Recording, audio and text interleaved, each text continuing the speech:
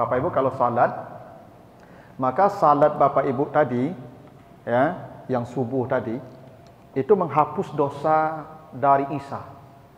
Ya. Jadi dari Isya itu hilang dosa Bapak Ibu tuh dengan salat subuh. Nanti zuhur, dari subuh berdosa pula, hilang lagi dengan zuhur tuh.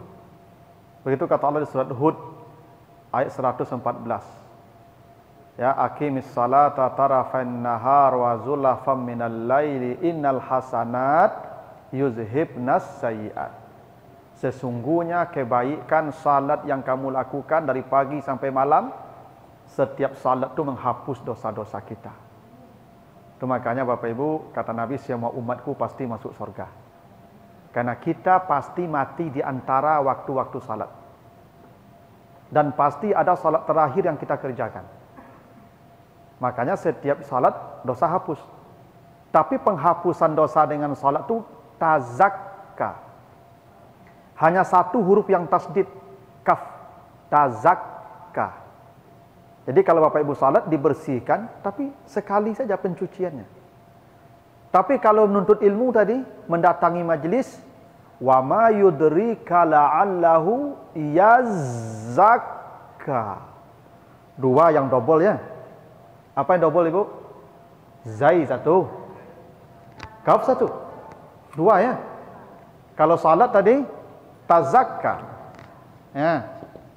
Kalau salat tazakka, ya. Kalau menuntut ilmu, ya, yazakka, dua ya, doublenya ya. Apa maknanya itu Ibu? Pengampunan dosa dengan datang ke majlis jauh lebih banyak daripada pengampunan dosa dengan salat tahajud. Makanya kata Nabi, kalau ada orang datang ke majlis ilmu, setiap satu langkah kaki dari rumahnya, likulli khutwatin yaktuha, setiap satu langkah kaki dari rumahnya, ajru sanatin siyamuha wa qiyamuha, setara setahun salat malamnya. Selangkahnya Ibu ya. Kulli khutwah, satu langkah kaki dia datang ke majlis sama setahun salat malam. Kalau Bapak Ibu salat, diampuni dosa, dibersihkan jiwa kita, tazakka. Hanya satu yang ditafsirkan oleh Allah. Tapi kalau datang ke majlis, yazakka. Nah, itu saya katakan kita penting belajar gaya bahasa atau ilmu bahasa. Karena Al-Quran itu mukjizatnya bahasa itu. Satu huruf saja yang berubah, bertambah, berkurang, itu ada makna ya yang berpengaruh kepada makna. Makanya Bapak Ibu mendatangi majlis ini yang mahal. Kalau ceramah kan bisa dengar di TV, di YouTube. Tapi yang tidak ada yang itu yazakanya ini. Yang pengampunan, pembersihan dosa yang berlipat-lipat Allah bersihkan. Hingga kata Nabi, orang yang membunuh 100 orang saja, datang ke majlis, belum sampai di majlis, di tengah jalan mati, masuk surga. Karena itu langkah kakinya tadi. Gitu ya. Nah makanya, ya yang mahal itu duduk datang ke majlis seperti ini. Ya. Kalau soal ilmu, sekarang mah gampang dapatnya Ibu. Ya, tinggal baca saja, searching aja di Google, selesai, dapat. Ya, apalagi kalau sudah pensiun belajar kan 10 diajan sabali hilang ya begitu. Ya lupa kepanjangan ya. Ini lah pensiun, akilah sawak. Tapi tidak apa-apa, kan langkah kaki yang dihitung tadi. Begitu ya, Bapak Ibu. Jadi kalau ada pengajian-pengajian datang sajalah, duduk aja di sana. Walaupun ustadznya biasa saja, walaupun yang disebut begitu-begitu aja, walaupun ceramahnya berulang-ulang, tidak apa-apa. Datanglah. Karena ya zakka tadi. Anja'ahul a'ma wa ma yudrika la'allahu yazakka. Begitu tuh kata Allah tuh, ya. Nah, ini kali pertama kita mulai ya kajian.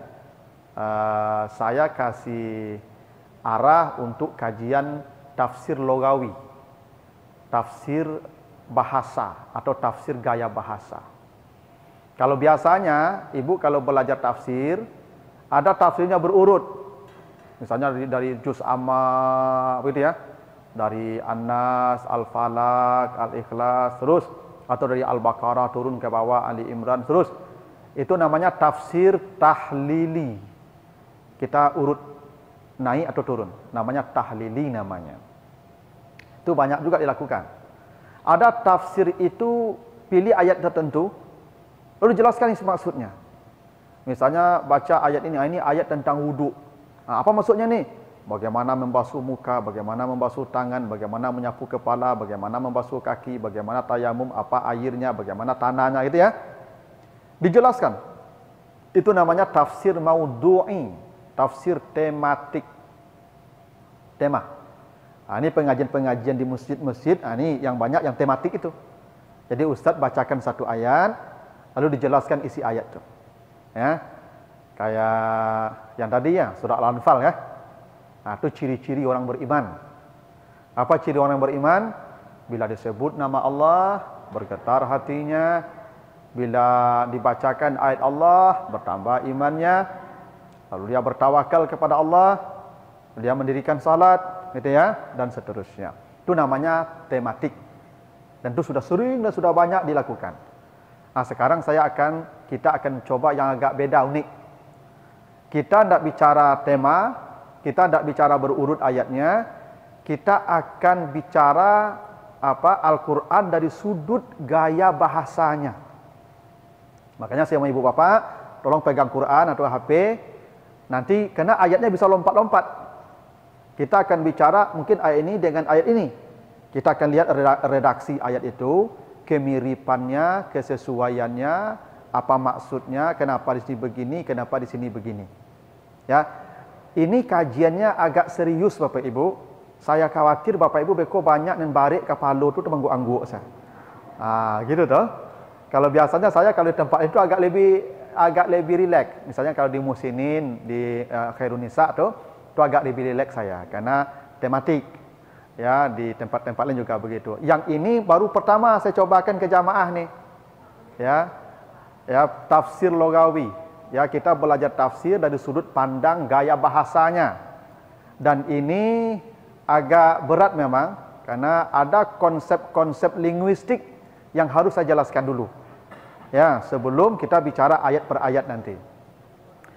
Kalau Bapak Ibu nanti terasa berat kepalanya, tolong ke kamar mandi saja, tolong dibasuh, ya. Ya, karena memang begitu tuh. Karena kalau balik Bapak Ibu, itu setan sedang bekerja tuh. Ya. Karena yang paling ditakuti setan tuh manusia tuh serius. Tuh setan paling takut. Ya. Coba nanti Bapak Ibu baca surat Al-Maidah 91 ya. Apa misi setan? Ada 3 tuh misi setan tuh. Salah satu misi setan tuh wayasuddukum an zikrillah. Dia akan menutup jalan manusia mengingat Allah secara maksimal. Kalau kita bicara Al-Quran serius, itu setan tidak nyaman. Tidak nyaman. Itu makanya, ibu bapak setiap membaca Al-Quran diperintah Allah, فَإِذَا قَرَأْتَ الْقُرْآنِ فَاسْتَعِذْ بِاللَّهِ مِنَ الشَّيْطَانِ الرَّجِيمِ. Setiap mau baca Quran, mulailah dengan a'udzubillahi minasyaitonir rajim. Kenapa? Karena setan tidak pernah nyaman melihat kita membaca Al-Quran. Apalagi mempelajarinya. Apalagi serius belajarnya. Setan paling tidak nyaman. Kenapa? Al-Quran itu hudan. Dia akan menuntun manusia kembali ke surga. Dan setan akan menggelincirkan kita dari jalan itu. Membawa ke jalan yang lain. Kalau kita serius menempuh jalan ke surga, setan merasa tidak nyaman. Makanya kalau kita serius membaca Al-Quran, belajar Al-Quran, itu kepala balik langsung ikut tuh. Ya, percaya lah, ibu kamu. Nyonyok kabik kuduk tu ikut tu mah. Makanya kok terasa balik kuduknya, lah mulai mengunguk dia tu ibu lari ke kamar mandi capek, randam kepala dulu. Ya, itu caranya tuh. Ya, yakinlah Bapak Ibu, asalkan kita serius, cobalah Bapak Ibu. Bapak Ibu kalau baca Quran, tidak lama menguak tuh. Coba cik apa? 2 jam tak akan menguak lah. Ya nak? Sebab ketika baca Quran, setan bekerja keras. Ketika ibu macik HP, setan istirahat. Tarilah. Ini menjunjur lu. Ya. Nah, itu makanya kalau serius mengaji Bapak Ibu yakinlah pasti berat. Makanya ya Bapak Ibu ya saya kasih apa dulu tips dulu kalau lah taraso barik ke pando beko silakan. Tapi nanti Bapak Ibu kalau lagak barik mana ambil tembok tu nyandar situ lo. Ya tu atau kalau nak alam pernah dosa diampuni tadi. Ya kan? Pokoknya lain namu tiba ke majlis dosa diampuni. Itu pasti itu. Ilmu beko lah. Gitu. Kalau nak tak kau lah dibanam ke pando kai itu nyon mengantuk baru. Tuyo tu mah. Kan? Jadi begitu Bapak Ibu ya. Nah, jadwal kita ini karena libur saja ini Bapak Ibu, saya bisa hadir lebih cepat. Saya ngajar pagi itu biasa sampai jam 9.15. Ya di Sungai Bangek. Kalau sekarang dulu di Lubuk Lintah aman dekat. Sekarang Sungai Bangek ke sini ada 30 menit kalau tidak ada halangan. Jadi mungkin ya Sungai Bangek Bu, jauh di puncak gunung. Jadi nanti mungkin kita mulainya jam 10. Ya. Saya usahakan jam 10 sudah hadir. Nanti jam 9 sampai jam 10 Bapak Ibu seperti yang tadi programnya ya terjemah perkata dulu. Nanti baru kita belajar agak lebih detail tentang maksud Al-Qur'an. Jadi jam 10 kita mulai sampai jam 11, jam 11 nanti kalau ada diskusi sampai setengah 12. Nah, permintaannya awal sekali sebulan dulu ya, setiap Rabu ketiga. Kalau nanti memang Bapak Ibu punya semangat yang tabuduh, nah tahu saudaraku enggak tabuduh semangat kan yo tambah waktu gitu ya. Ada Rabu kedua yang masih berkemungkinan bisa saya ke sini, Rabu kedua. Jadi kalau Rabu keempat di Palimo hari Selasa, itu setiap Selasa. Di Musinin Rabu keempat. Di KNPI Rabu pertama. Ya kalau Kamis itu di Ombilin setiap Kamis. Ya kalau hari Senin di Tabiang setiap Senin. Jam 10 juga. Ya, jadi full. Yang tersisa itu Rabu ketiga saja. Kalau mau ditambah nanti di Rabu kedua bisa. Tapi kita coba dulu sekali sebulan. Dua kali sebulan tuh. Nanti kita lihat. Mudah-mudahan kalau nantilah kalau memang ibu-ibu lain tak barik mana kapalo bisa ditambah. Tapi kok gak barik kapalo istirahatkan dulu. Kan di apa dulu ya, direlaksasikan dulu. Baiklah Bapak Ibu ya, itu pengantar ya, mudah-mudahan kita yang hadir ini ndak usah khawatir. Ambo beraja kok ndak ada dapat ilmu dan buat. Ndak usah khawatir yang begitu. Yang penting begitu datang dosa sudah hilang. Begitu datang dosa sudah hilang. Nanti Bapak Ibu ketika manusia di akhirat nampak azab, apa yang paling dirindukan manusia? Pengampunan dosa. Makanya di penghujung surat An-Naba itu ketika manusia sudah nampak azab, apa yang dirindukan manusia? Ya laitani wa yaqulul kafiru ya laitani kuntu turaba. Manusia berkata, ya Tuhan, tidak perlu saya masuk surga ya Allah. Tidak perlu saya masuk surga. Ampuni dan jadi tanah saja cukup. Ampuni, jadi tanah saja. Tidak usah masuk surga. Begitu pentingnya ampunan itu. Nanti Bapak kalau baca surat apa? Ali Imran 91. Nanti di akhirat, andai manusia punya emas seberat bumi, mil'ul ardi zahaban, segadang bumi ameh, dia punya. Tapi dia divonis masuk neraka, dia akan ganti azab itu dengan ameh segadang gunung, segadang bumi itu Ibu. Masalah ya. Itulah kita hebatnya duduk di majelis ini ya. Baiklah Bapak Ibu, sekarang kita akan coba bahas beberapa surat. Saya sebutkan suratnya dulu ya, biar dicatat dulu suratnya. Pertama surat Ali Imran ayat 37. Ya. Ali Imran ayat 37. Ya, surat Ali Imran ayat 37. Yang kedua surat Yusuf ayat 69. Surat Yusuf ayat 69, Yusuf 12, 69. Yang ketiga ya, surat Yusuf ayat 68 ya. Ini 68. Lalu Yusuf ayat 36. Yusuf 36. Lalu surat An-Nisa 23. An-Nisa 23. Lalu Al-Baqarah ayat 208. 208. Lalu surat An-Nahl 32. 16:32. Ini poin kita di sini nanti, Ibu. Ya, dan An-Nisa 124.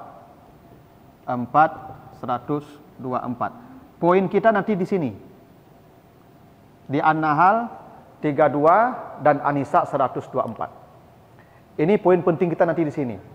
Ya, yang menjadi inti pembicaraan kita di sini nanti. Ya, jadi Ali Imran 37,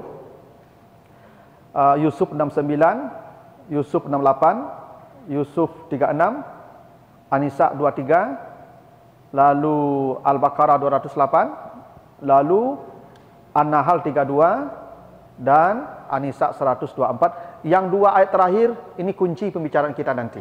Ini kuncinya ya. Oke. Apa yang menjadi soal pada kita? Yang menjadi soal pada pembahasan kita pagi ini? Dalam bahasa Arab ada yang namanya huruf jar. Huruf jar itu artinya preposisi.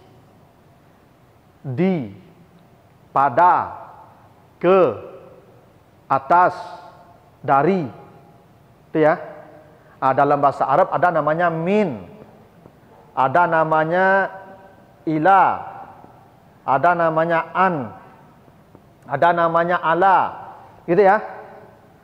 Min dari, ila ke, an dari, ala atas, ada fi, pada, ada bi, dengan, ada li, untuk, gitu ya. Ini dalam bahasa Arab namanya huruf jar atau preposisi. Kata depan. Ya. Ini artinya kalau terjemahannya beda-beda, Ibu. Kalau min dari, ila ke, an dari, tentang, ani tentang, ala atas, fi pada, bi dengan, lam bagi atau untuk ya. Ada lagi kaf nanti. Ya, ka. Ya. Ini semua preposisi namanya atau huruf jar. Dan ini semua dia bisa masuk ke kata yang sama. Bisa ke kata yang sama, Ibu. Tapi kalau kata sama dimasuki yang berbeda, artinya jadi berbeda nanti, Ibu. Makna jadi berbeda. Ya. Misal, kalau raghiba. Raghiba itu artinya suka. Love. Kalau raghiba fi, itu artinya love you. Tapi kalau raghiba dikasih an, nanti maknanya menjadi hate you. Benci. Berubah ya. Jadi bukan katanya yang berubah, Ibu. Huruf jar itu mengubah makna kata.